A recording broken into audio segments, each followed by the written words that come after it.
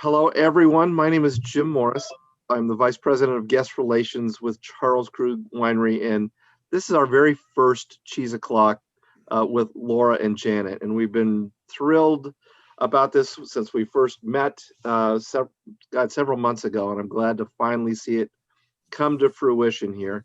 And we have really been adapting to this new virtual world and sharing our wines and these great cheeses now with people all around the country. So I have brought with me today Peter Mondavi, who is the co-proprietor of Charles Krug Winery, and he'll tell you a little bit more about that as we progress. But at this point, I am going to turn it over to Janet and Laura and let you ladies take it from here. I will answer any wine questions in the chat box related to wine, or I'll feed Peter with them as well.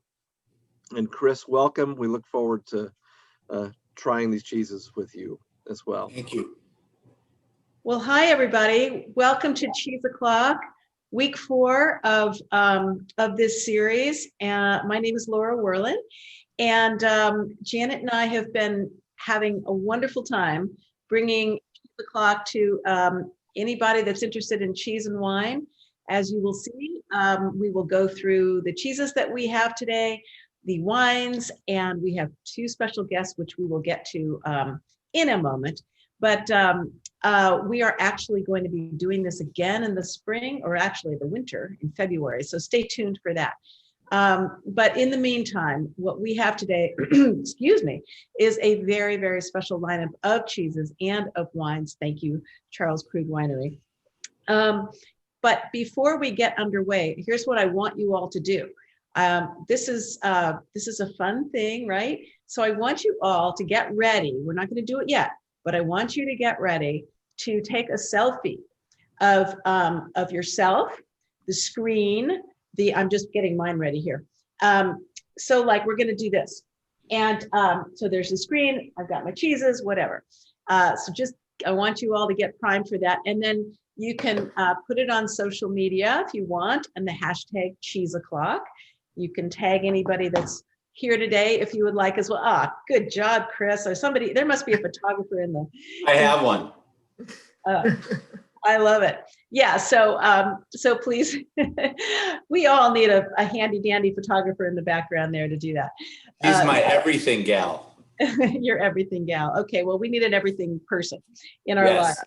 Okay. Anyway, so I am a speaker and author of many books on cheese, and many virtual tastings now too, happily. And so, and thank goodness, as Jim was saying, that we have this opportunity to still bring cheese and wine tastings to all of you.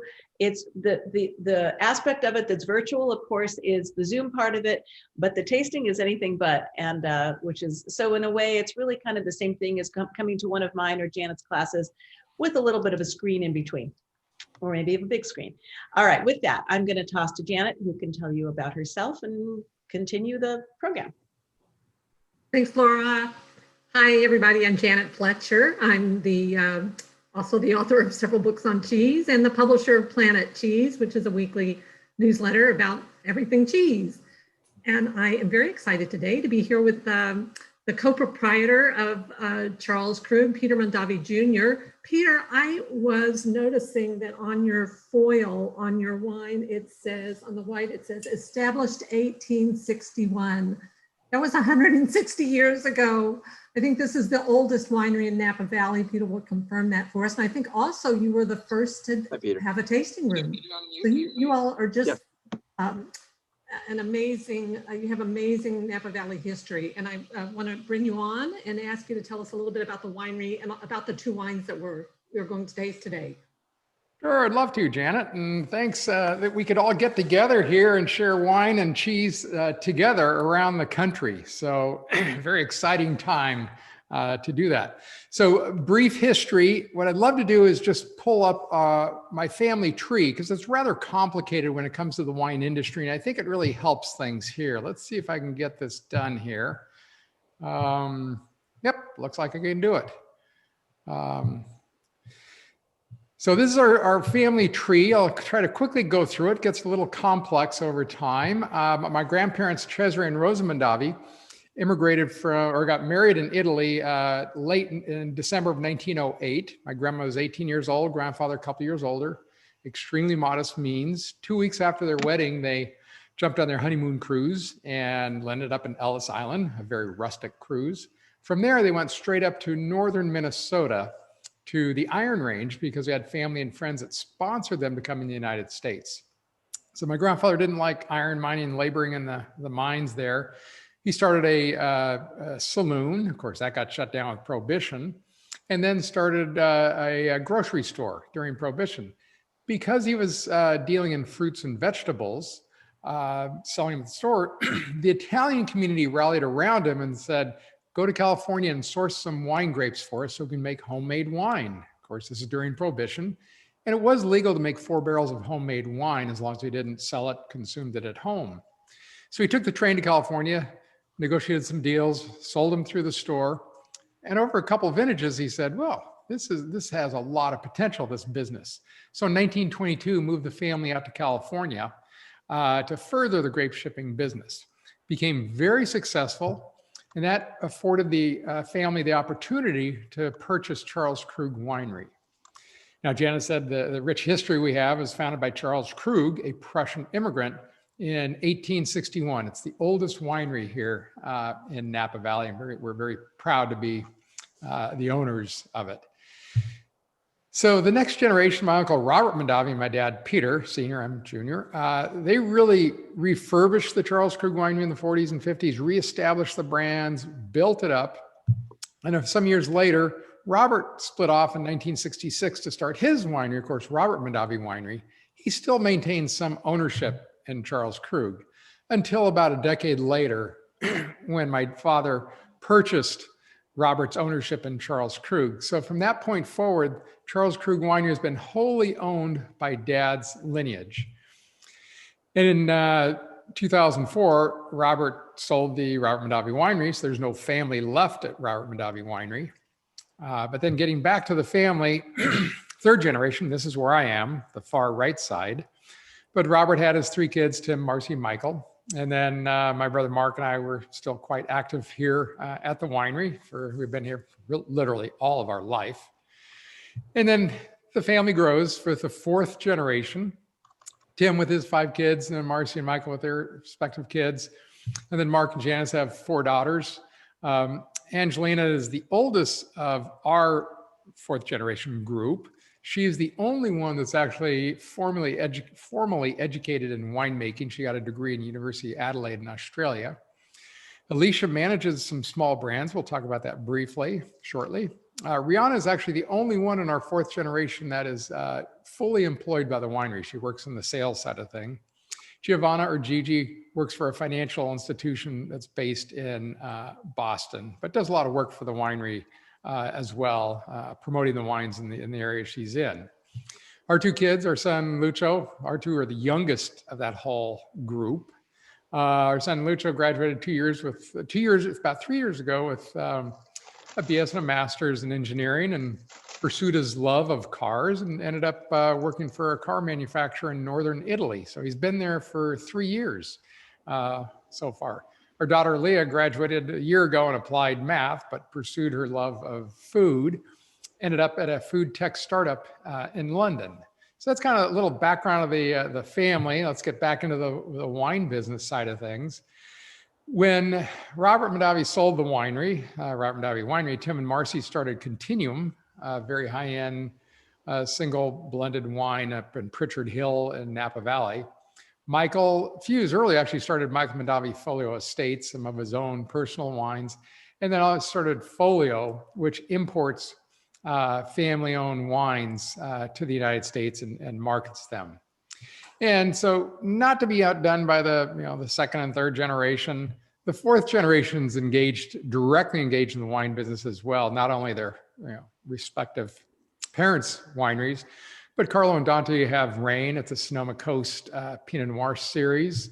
And Mark and Janice's 4 daughters have 2 brands called Dark Matter and Aloft. And that's what Alicia manages those brands, and Angelina actually makes the wines for those brands as well. So with that, I'll pop back in and talk about our two wines. So we have two wines here. First one is our Savion Blanc. I poured a glass already. 2019 vintage. The 2020 vintage will be in bottle probably in the next month or so, and you'll probably see it around springtime, if not earlier. This is a very young, refreshing wine.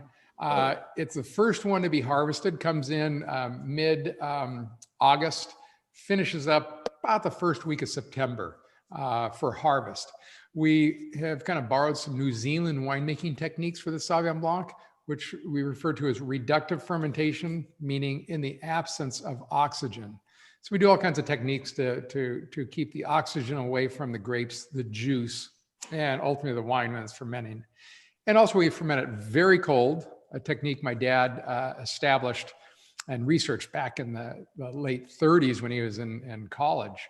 But ferment it as cold as you possibly can and still get the fermentation to complete. So it's about 45 degrees.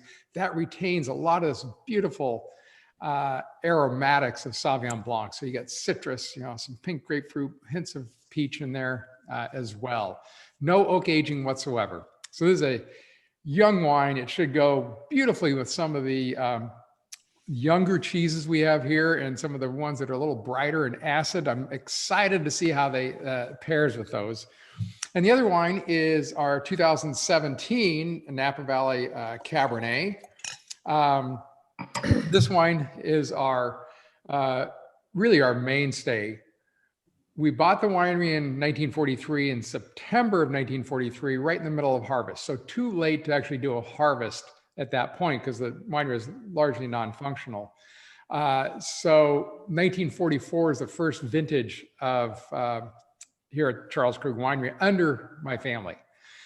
So we produced a Cabernet that vintage, and we produced it ever since. And this is from that, or it's not from that original vintage, but a continuation of that. And it's really represents about half of our production is this wine here.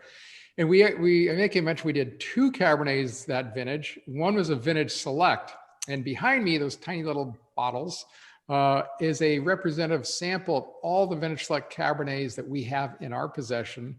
And we actually have some bottles dating back to 1944 there.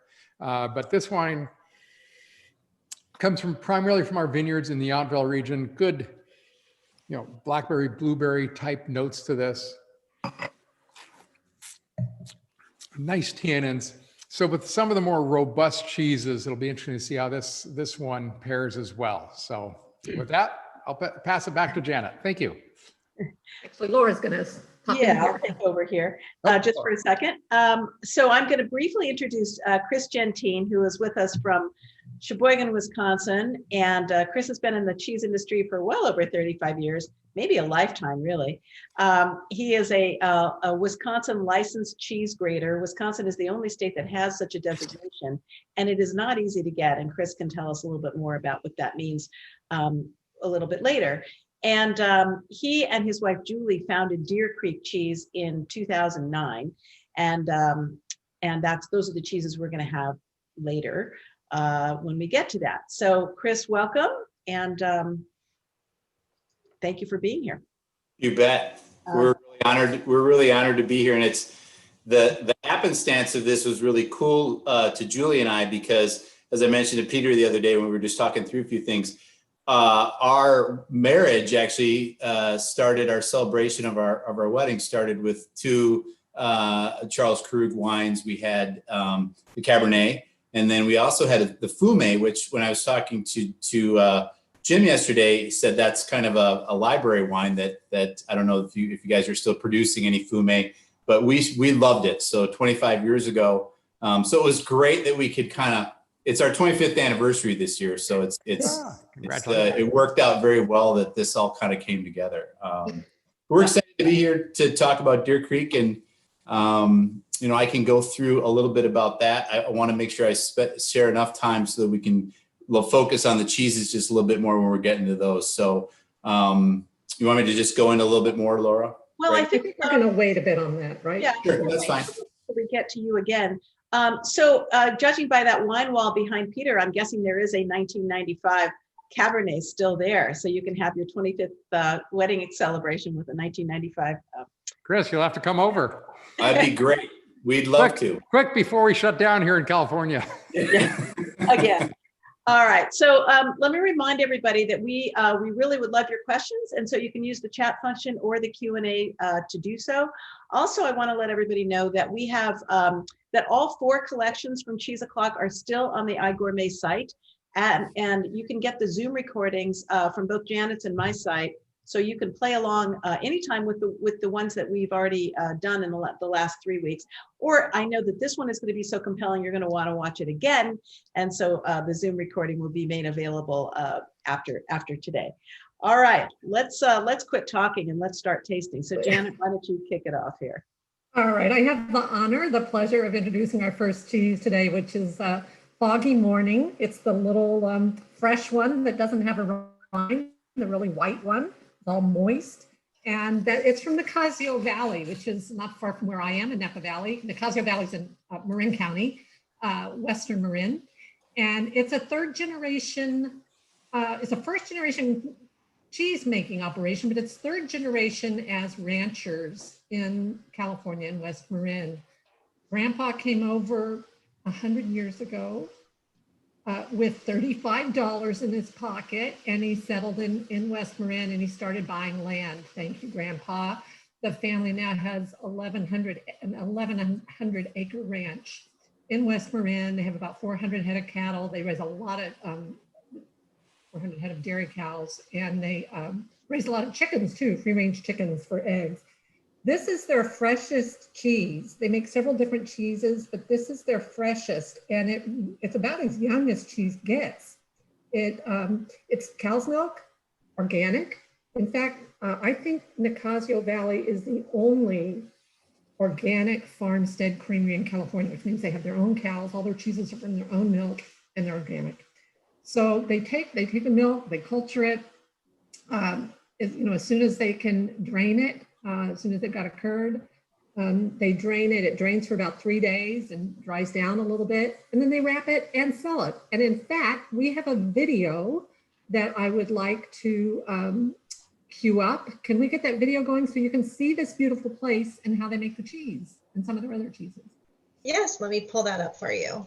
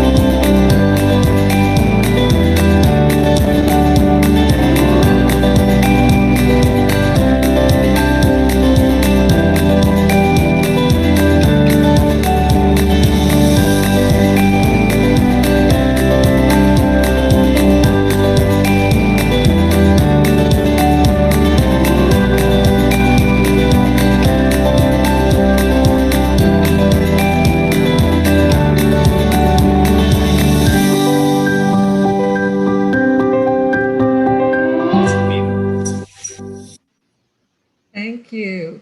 Yeah, great. It's a great family story. The Lafranchi family came from from Switzerland, from the Italian-speaking part of Switzerland.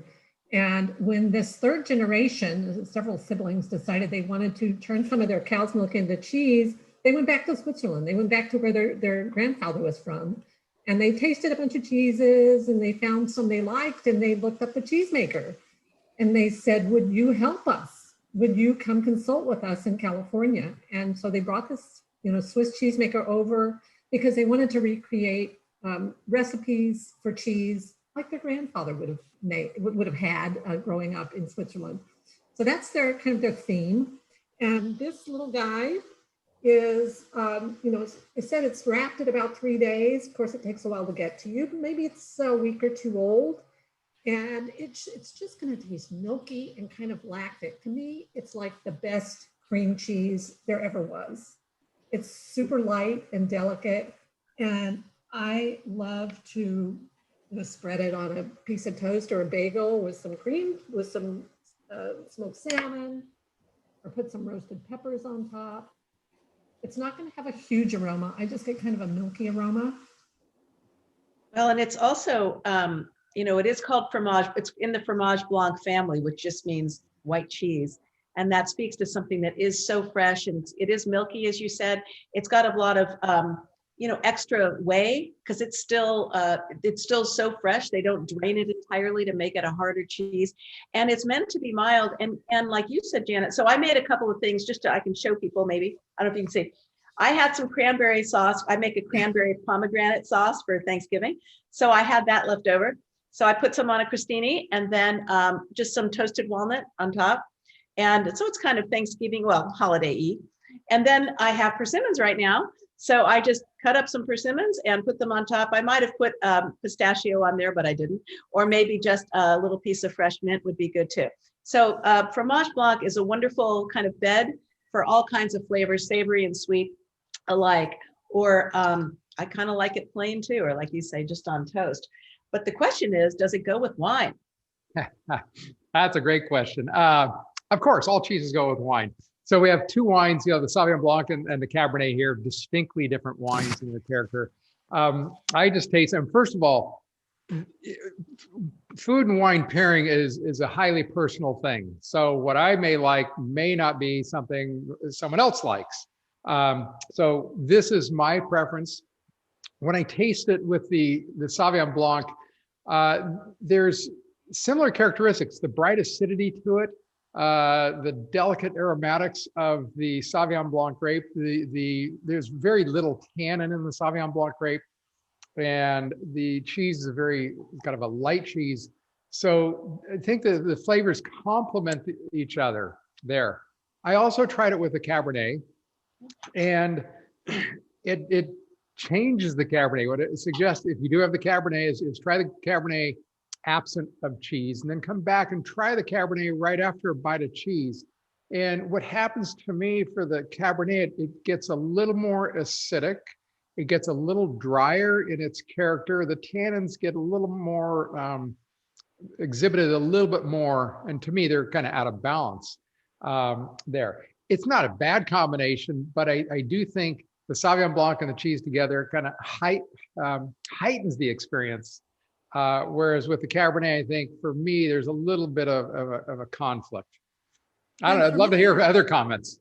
Well, yeah. I'm just going to say what I always say, which is that, when I'm going to serve this little fresh cheese, is at the start of a meal. It's like as an appetizer. I'm not going to put it on a cheese board at the end of a meal.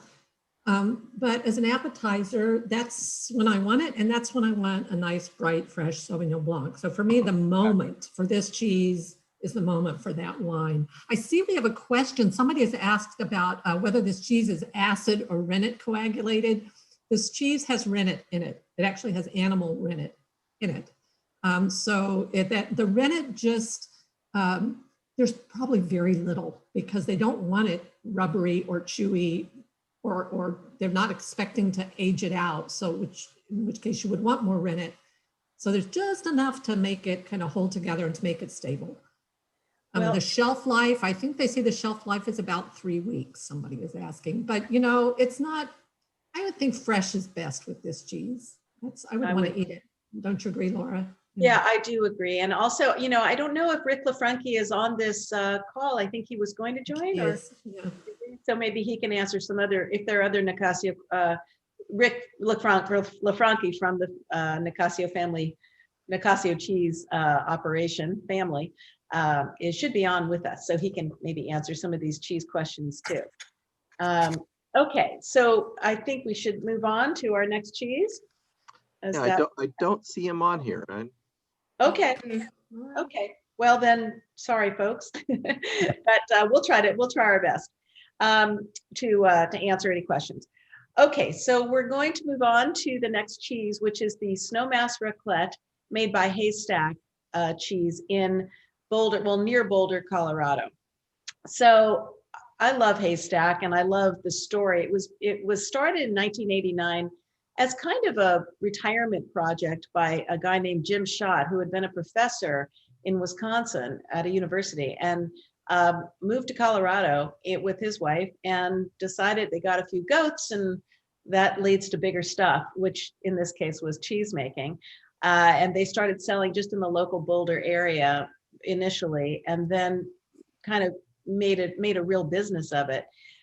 Excuse me. So Haystack itself, there's a mountain, a peak in Colorado, in the Snowmass wildlife region, and it's called Haystack Mountain, and it's about a little over 12,000 feet.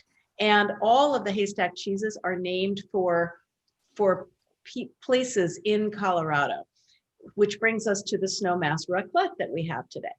And raclette it's a type of cheese, and it's the name of a cheese.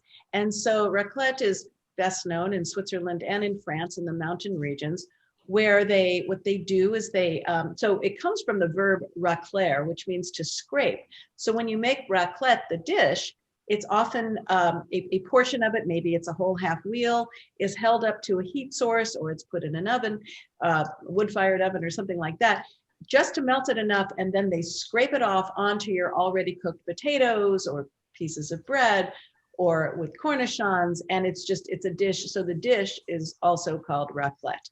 And anybody who likes melted cheese, which I am assuming all of you do, it's the ultimate melted cheese dish, or at least one of them. So the Snowmass Raclette is made. So Jackie Chang is the cheesemaker of all the cheeses at Haystack, most of which have won many awards. Jackie is quite a remarkable person and cheesemaker, having been born and raised in Taiwan, at least for part of her life, then moved to the United States in 1982. And then I think she was maybe 18 at the time. And by the way, back in Taiwan, her exposure to cheese was black market single wrap slices of American cheese. And as a child, she competed in beauty pageants too. So cheesemaking was probably not exactly on her mind back then. But in 1989, she moved to Boulder, and with her daughter, she was a chaperone for the Brownie Troupe.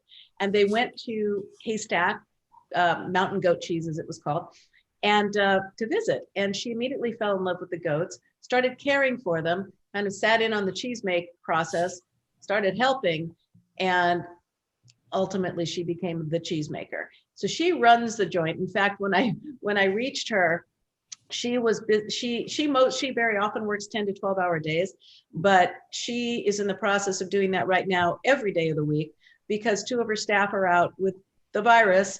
And so she's having to do double duty, which she does under the best of circumstances anyway. But so Jackie has won a ton of awards, and Snowmass Raclette is one of them. And so what she's done here is the cheese it only is aged for about 2 months, but you might have noticed that it has some aroma to it. And that's because in the process of making a cheese like this, well, first of all, it's brined for 24 hours, but then it is washed with a saltwater brine and something called bee linens, which are brevibacterium linens, which lend the characteristic orange color and stinkiness to it. And that is how you do make raclette. This is not unusual. So the first month, the cheese is washed and turned 3 times a week. And then the second month, it's only once a week, and then it's released after 2 months. So let's give it a go. And by the way, Haystack makes both goat and cow's milk cheeses. So this is a cow's milk one. All right, let's taste it. Yeah, folks, notice this rind. It's really sticky. It's really damp. It's kind of pale salmon color. And this is all those bacteria at work. And that's what's giving you that incredible dirty socks kind of smell. I think somehow there's something that reminds me of a hot dog with this cheese. Yeah. And roasted peanuts, like a roasted peanut smell. It is a little smoky, a little grassy. There is something like that. And Jackie even said she describes it as kind of smoky. I said, well, some people will think if they hear smoky, they're going to think smoked cheese, but that's not what this is. But it does, like when you say hot dog, that's kind of, it's not exactly what I'm thinking of. Yeah, yeah. That's smoked. No. So it's a hard cheese for wine. Mm-hmm. I'm curious what Peter thinks. I have a strong opinion, but Peter, I want to hear what you think. Yeah, well, Jan, I'd love to hear your opinion afterwards, but I'm kind of liking it with the wines.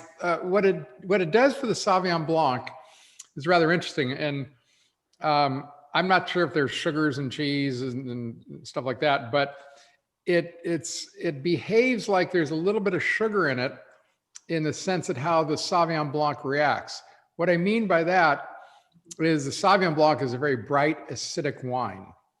When you have sugar with it, you minimize some of that acidity, and the Sauvignon Blanc turns into a new wine. It's not as acidic, but it has this rich kind of a lushness to it, more of a volume on the palate.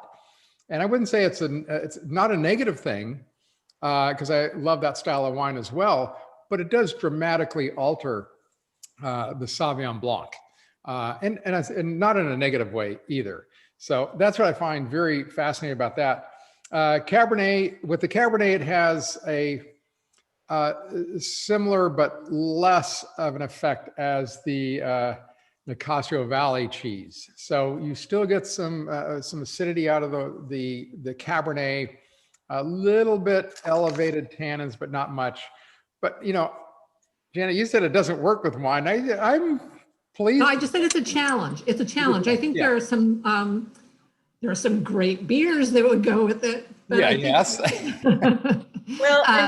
Well, there's some, something like a Pinot, like kind of an Alsatian Pinot Gris is what I think of with this kind of cheese.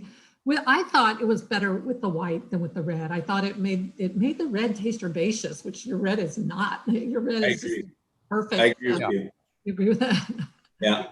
But a classic old style Cabernet coming out of Napa Valley or from Bordeaux can have some herbaceous characters to them. So it makes it a throwback of a Cabernet. Kind of heightened that. Well, or Cabernet Franc. Let me just say that 2 things about the rind. One is that it is edible if you want to eat it. Even though I saw in the chat somebody mentioned, well, my gosh, can we eat it if it's got bacteria on it? This is beneficial bacteria, I promise you. It would not make it to market if it were not. But it's really more, so what you're going to get from the rind, you'll probably notice if you're trying it already, it's stronger than the paste, than the center. And it also is a little bit saltier. And so it's kind of just a question of personal preference. And also with wine pairing, it will affect it dramatically. With or without the rind, it really affects your impressions of the pairing. I think I also think if it was heated, and I have a raclette heater because I really like it, especially during the holidays. I think if it was heated, you would drive some of those flavors and some of the things that Peter noted on the sugars. Some of those lactic sugars would bloom out in that heat. They'd bring a little bit more fruit forward. It would balance it off a little bit better, I think, with the white and on the red side. I think it still would be a little bit of a less balanced pairing, but I think the Sauv Blanc would carry it well, especially with more bland things like potatoes, and you'd probably get some more butter notes in the white than you would with it out heated. That would just be my take, because I like raclette a lot. So hard not to like it. All right, Chris, since we've got you on camera, why don't we move to you and your two cheeses. Chris just couldn't bear that we would only have one of his cheeses, so we brought two because they're an interesting comparison. Laura told you a little bit about Chris. He can tell you a little bit more, and I know he's also got a little a demo for us. I do, yeah, absolutely. Thanks so much again for everybody joining us. I think it's a great way to do it. And you've got some pretty luminary figures here in the cheese and wine world, so we're in very good company here. So the two cheeses that we put together, really, the first one we're going to try. I'm going to do a little quick chalk talk. I'm also going to show you what we do when we grade cheese real briefly because I don't want to take too much time. The two cheeses that we're going to talk about really came out of our export activities when we started the base company, which is called the Artisan Cheese Exchange. And as we traveled around the world, we noted a lot of differentials in cheddar making.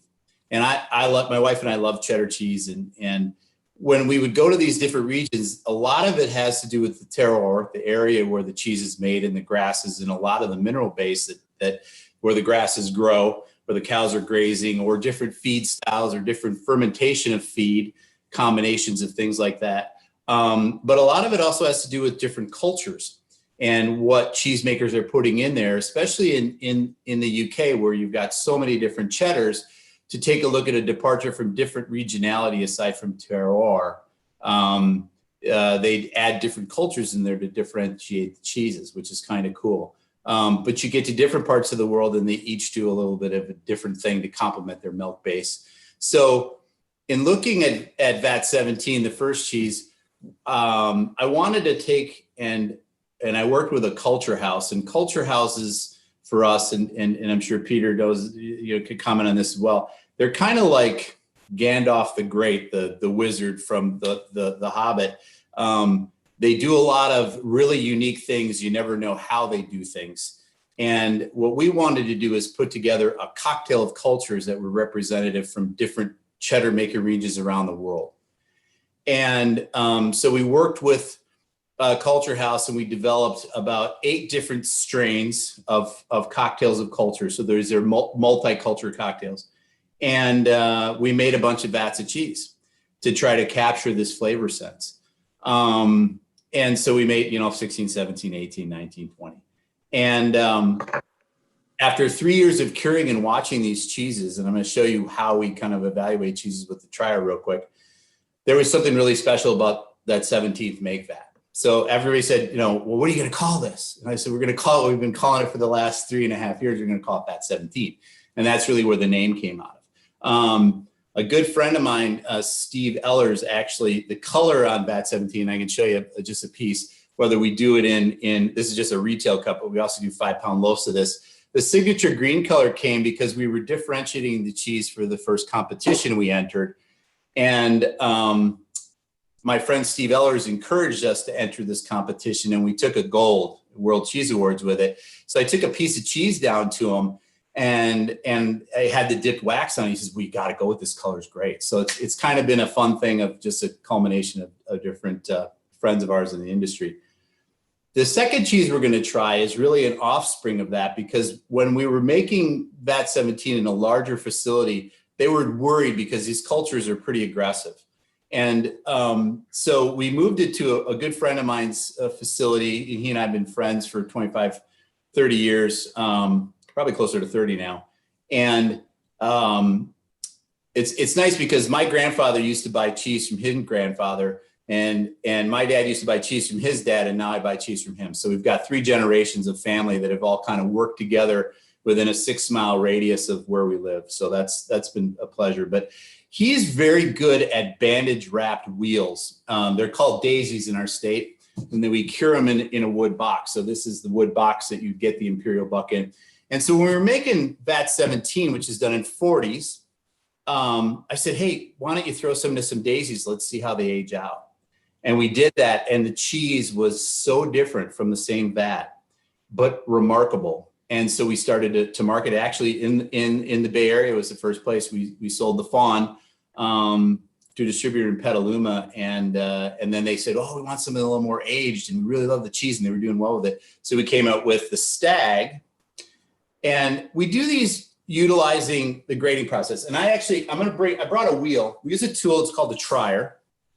And we take the French name. In England, these would be irons, but we've always kind of been on the French side of the fence in Wisconsin. And it's TRIER, not like the other try. And we utilize this because what we want to do is on a wheel of cheese like this, we want to get in and we want to see what's going on in here. And because with this source, you have a little bit of oxygen transfer. When you look at a 40-pound block, and I'm going to just touch on that in 2 seconds too, you have less oxygen because it's more of an anaerobic fermentation process. So what we want to do with this trier is we want to get into the heart of this wheel.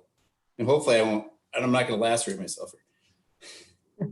Please don't do that, please. It's pretty dense, right? So we go in and we take a twist and we extract this plug. And immediately we get our nose under it because we want to draw any volatiles or anything that may be a little off flavor. You're very powerful. Your sense of smell is hugely important, especially in tasting. And for cheese, it's critical because you're going to get some off notes. You're going to get them right away. And then we look at the plug and we take a look at what we have here. Now this one, when I pulled it, I actually had it, but it's pretty tight and compact. I don't know if you can see how tight and compact it is. There's not a lot of openness in it. It does have one curd break line, which for this cheese, because it's a hand hoop cheese, all handmade, you're going to see that type of stuff. But we break it off. We look at that from a body texture. We don't see any openness or little mechanical holes or gas holes that could tell us something about bad cheese making or an off culture that would be in there. We want to break it so we can see the body of the cheese. So this one's got a nice clean snap. So the body's a little bit shorter, but that's okay because it is aged out. This one's about 24 months. And then I like working through my thumb and forefinger. And I like to put a little extra heat in that cheese too. I'll also take a piece off, break it, and try it. See how the flavors are coming along. But I further break it and put the heat into it because I want to also start seeing if I can get any volatiles by working the heat in there. And so when we look at these cheeses as they age out, and we get to this next cheese that we're going to talk about a little bit, the Imperial Buck, that cheese is aged out 3.5 years. Exactly this, almost 4 years. The same amount of time that the VAT 17 is. And as that cheese ages, not all vats are exactly the same. So we continually look at the cheeses through their lifespan, some vats more often than others, and we see how their balance goes. Because when we start with this younger cheese, Fawn, we want to have a lot of butter and caramel notes. Sometimes there's underlying flavors in there that mean it has to age out a little bit longer to get butterscotch and toffee.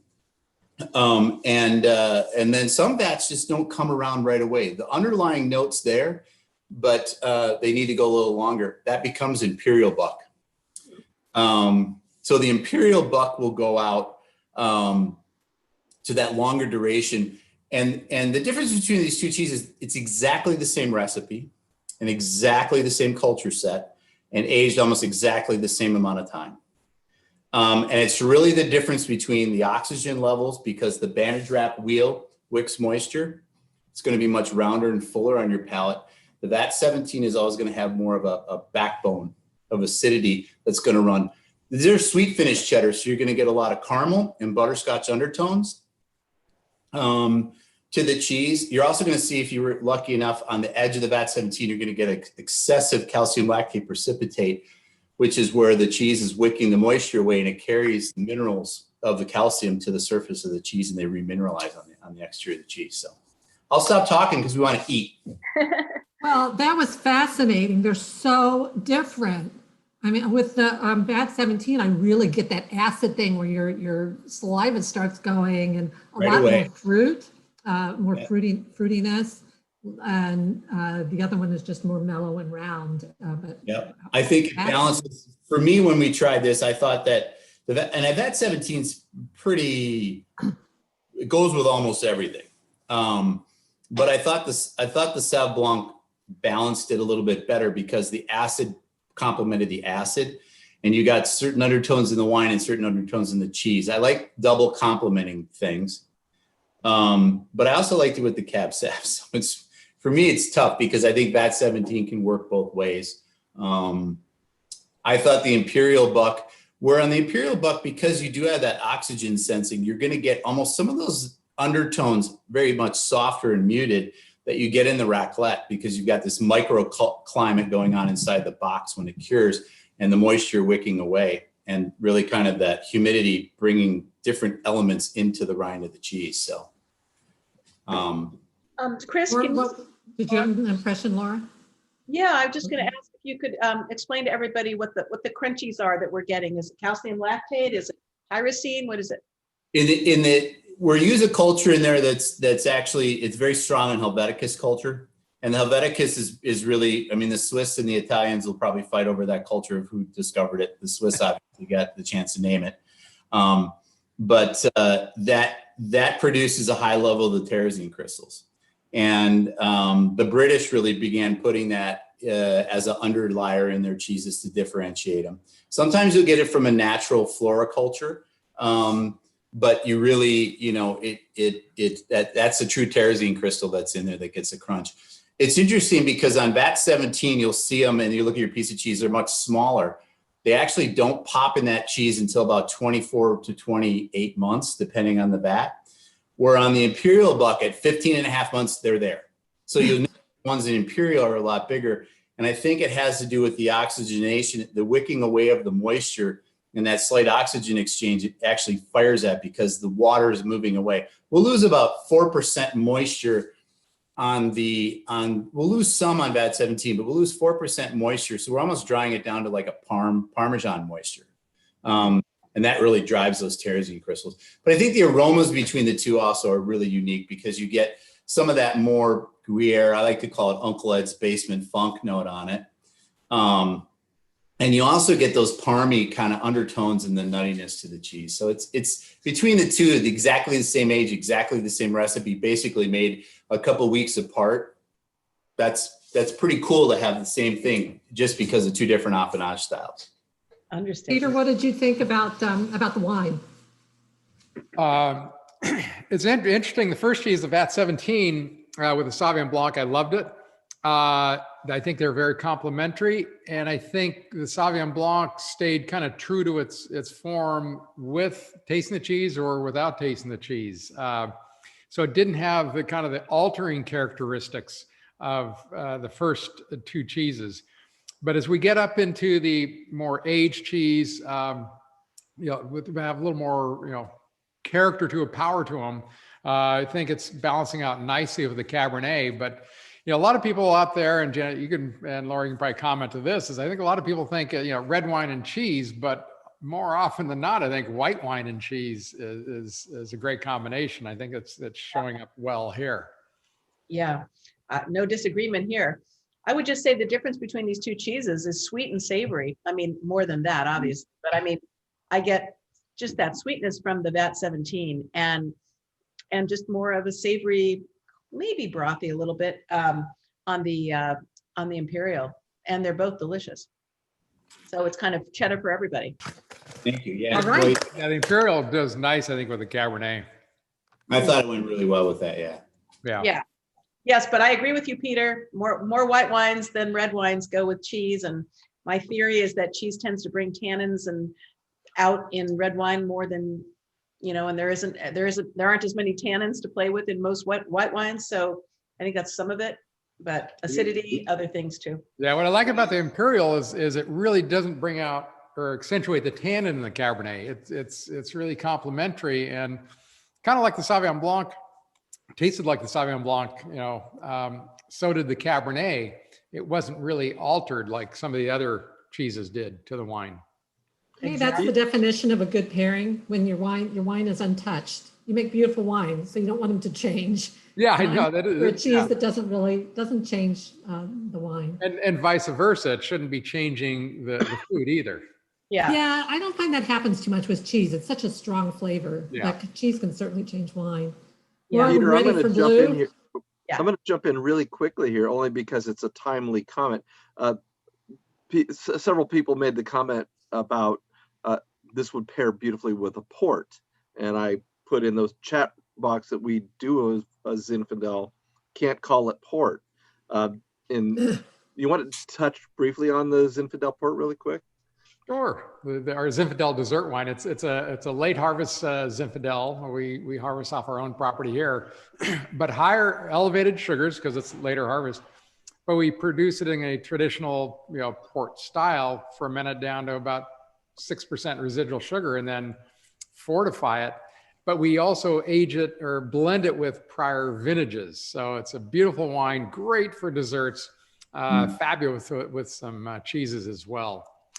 But I'd like to make a kind of deviate from that. And another comment that building off of Chris's comments about cultures and saying we may have, we do some similar stuff, but with yeast. However, we don't kind of commingle our yeast. We often have different barrels or different fermentation tanks for the same grapes, from the same vineyard. But we may often, our winemaker Stacy will often use one strain of yeast in one tank and a different strain of yeast in another tank, and then blend them afterwards. Because in our situation, when it comes to yeast, you typically will have a dominant yeast. If you blend yeast together, you have a dominant yeast that kind of takes over the whole show. So that's why we do them separately and then blend them afterwards. Got it. Okay, so I think we'll go on to the last cheese, which is called Ewe's Blue, U-E-W-E, that is. That refers to a female sheep, as I'm sure you all know. So this is made by Old Chatham Creamery, which when it was founded by Tom and Nancy Clark back in the 80s, it was called Old Chatham Sheep Herding Company. And excuse me, not the 80s, the 90s. And it was the largest, and Tom Clark's vision was to have the largest sheep dairy in America, which he ultimately did achieve. Fast forward, and then what they did was they created cheeses that were mostly soft ripened, meaning brie-like cheeses, using sheep's milk, and also a combination of sheep and cow, which they still make. Hudson Valley Creamery, Hudson Valley cheese, or Camembert, I guess it's called. I blanked on that, and several others. And then they came up with the Ewe's Blue, which, like the rest of these cheeses, are all blue ribbon winners at the American Cheese from the American Cheese Society's annual competition.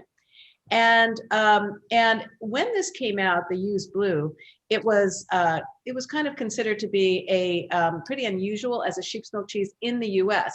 Of course, Roquefort, maybe the best known blue cheese there is a sheep's milk cheese, which I don't know if everybody knows, but it is. And so this one is the same.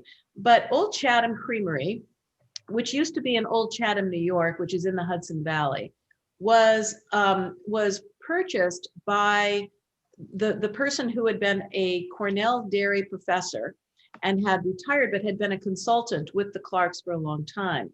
And so his name is Dave Galton. Dave and Sally, his wife, bought Old Chatham, and as a retirement project, I guess, kind of like Jim Schott at Haystack, and runs it now. And so Old Chatham is it's several things, because in addition to making their own cheeses, they also have a brand they call Fromage à Trois, and those are 3 milk cheeses. And then they also have First Light goat cheeses, which was kind of the coming together of 2 brothers who started First Light, and they were influenced as children by Old Chatham cheeses and had goats, and anyway started making their own cheeses. Now the herds have been combined, so there are 1,500 sheep and 1,500 goats at Old Chatham, and they make the cheeses, as I said, under those 2 labels, plus the Fromage à Trois, which is 3 cheeses. And they have a marinated cheese now. They have these blue cheeses, they're bloomy goat cheeses, so New Moon and Blue Moon, which is a blue cheese, and it goes like that. So it's really it's pretty interesting. And they don't call themselves a farmstead operation, but because technically it's not, but it's very close. So the sheep are just down the hill from the cheese make room. And when you use the term farmstead, both have to be in the exact same location. Milk can't really be transported to be called farmstead. So technically, their sheep cheeses anyway are not farmstead, but they sort of are. Okay, so Ewe's Blue is made in a pretty traditional way in that to make a blue cheese, You have the curd, you have the milk, you turn it into curds, you add the Penicillium roqueforti, which is the blue mold, you take it out, you drain it, you turn it, you salt it, you put it in a warm room, and then in their case, what they do is they mechanically pierce it. So they have these metal needles that go into the cheese that introduce oxygen to the center of the cheese. Why oxygen? Because the only way the blue mold will grow is in the presence of oxygen. Likewise, it needs salt. So the combination, that's why blue cheeses tend to be a little saltier. So the combination of oxygen and salt encourage that blue mold to grow. And so no different here. And the curds are usually not packed very tightly. So there's tiny little air pockets in between, which is why it's not just stripes of blue going down, but it's all throughout. All right. So I haven't even had a chance to taste this yet, but I don't know, Janet, do you have anything to say about it? Yeah, I have. And I'm going to say that this is I don't feel like this is a typical piece of this cheese. It is quite pungent. It's not as creamy as I'm used to from this cheese. It's just really robust. And I'm used to, Roquefort is robust. I'm used to used blue being a potent blue, but I think this is stronger than usual. And I think it's not as creamy as it usually is. Mm-hmm. If you want to try a bad cheese and wine match, I would say this is my personal opinion that this cheese doesn't go with either of the wines. I think it's strong enough that it really, just blunts the fruit. This is the kind of cheese that needs that port. It needs that late harvest Zinfandel wine. Yeah, I think you're right. I think a late harvest Zinfandel dessert wine or port would go fantastic with this cheese here. Yeah, it is a little strong and overpowering for the wines we have in front of us. I would skew, if I was forced to have one of these two wines with it, I'd probably skew towards the Sauvignon Blanc as opposed to the Cabernet, because I think the acidity in the Sauvignon Blanc helps the combination there. But I think you're right, it needs a different style of wine here. And I was in a situation years ago where we had this, we had a Barolo, incredibly intense Barolo, which on its own was just too tannic. And then we had a cheese, I think it was a Stilton cheese. And then the Barolo was like untouchable on its own. And when we had the cheese with it, it is miraculous. That was one of those glorious food and wine combinations there. That's kind of hard to come by, a red and a blue together. They very often, I think more often than not, will clash. I like Mark and Karen Ord's idea that it should go with tequila. I don't know. I'd love to hear Chris's comments as a cheese reader, cheese person. Yeah, I got a sense. It's funny because I got a real sense of heat in the back of my throat afterwards. Yeah. That I thought it actually worked. It actually amplified the alcohol on the Sauv Blanc. So I agree with Peter. I think it went better with the two of them. I don't disagree with Janet. I think that to me. This may be a little bit older vat because it seems a little drier, which could have happened. I've had it. It's a fantastic piece of cheese. So if you're a blue fan and you didn't totally love this particular piece, I think try to get. Yeah, I really do, because it's very nice. They do a great job, and they've really done a stellar job making some great cheeses up there. And I think they took Best to Show are one of the top 3 steps in Richmond. Right, because they made they made the cheese that won Best of Show. They made the cheese that won first runner-up. So the one that won Best of Show was the Stocking Hall cheddar that was aged by Murray's, made by Old Chatham. The Professor's Brie, which was aged by Wegmans but made by Old Chatham, won first runner-up. And that, folks, is out of 1,800 cheeses. So there is a heck of a lot of talent among the 100 or so people at Old Chatham. That includes the dairy, the people that work in the dairy too. And that just proves that they really know how to make cheese. But it also shows that the aging process is as important as the make process. And needless to say, Chris, you have demonstrated that more than anything tonight, how affinage, aging, makes all the difference in the end product. Yeah, Because it's old doesn't always mean it's good. That's Yeah, well, Yeah. we're And this- hoping to get better with age. I want to just thank everybody for coming. I have a couple of final comments. Please take us a picture of your cheese plat. Well, now it's kind of your demolished cheese platter, but we'd love to know what your cheese party looked like tonight, and tag Laura and me or Peter or Chris, Deer Creek Cheese. We'd love to see what you did tonight. Also wanted to remind you that we will be back with another Cheese O'Clock series starting in, I think it's February 18th. And we have gift certificates available. So if you are looking for something fun for a gift that you don't have to go out and shop for, please go to my site, janetfletcher.com, go to the store on my site, and you'll see the gift certificates available. And it would be, your recipient can use it for any one of the 4 Cheese O'Clocks that we'll be doing starting in February. So or gift it to yourself. So thank you, Peter, for being with us. Thank you, Chris, for being here with your 2 beautiful cheeses. And Laura probably has a couple of final words as well. I do. And I'd like to echo the gratitude to you, Chris, and to you, Peter, and your team at Charles Krug Winery for helping us to make this happen.